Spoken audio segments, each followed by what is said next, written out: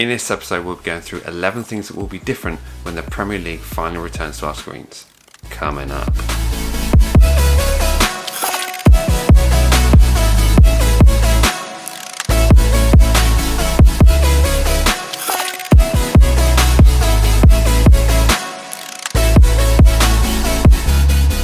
Hello and welcome to the MatchDayVlogs YouTube channel. In case you're new here, be sure to hit subscribe to see videos like this, as well as a whole variety of football related content. Right, the Premier League kicks off this week and we are finally set to conclude the remaining 92 games in a short period of just 6 weeks. And here are 11 things that are going to be very different to make sure that all of this is possible. Right, I've made some notes here because there are quite a few changes. Bear with. Number 1, no fans. Games, of course, will be behind closed doors. This one you know. If you haven't heard from your club in regards to refunds yet, get in touch. Number 2, red zones.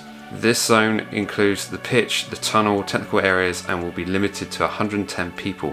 Each club will receive 37 passes for players, coaches, and essential staff for these areas. Referees, assistants, and fourth officials will also receive passes for these zones. Number 3, green and amber zones. These areas will be permitted for the remaining 222 spots for broadcasters, including 25 for written journalists and 15 for radio broadcasters. Number 4, all matches on TV. Top flight English League games will be set to air on the BBC for the first time since the inception of the Premier League way back in 1992. Games will also be broadcast on Sky, BT and Amazon, and 33 of the remaining 92 games will be free to air. Alright, number 5, no ball boys. Instead of the usual ball boy system, there will be a ball replenishment system, which basically means balls stacked on cones around the pitch. Ball replenishment system. Right, moving on. Number 6, COVID-19 tests. This one's fairly obvious. All players and staff are required to have 2 tests per week. So far, more than 8,000 tests have been conducted. Number 7, COVID-19 passports.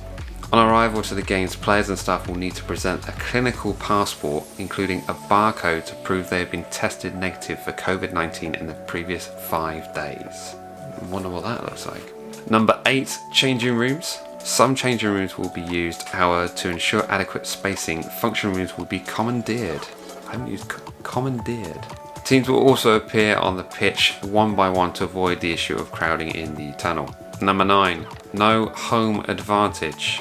This was an interesting one because a lot of the Premier League clubs were voting against neutral locations because they felt it gave an unfair advantage.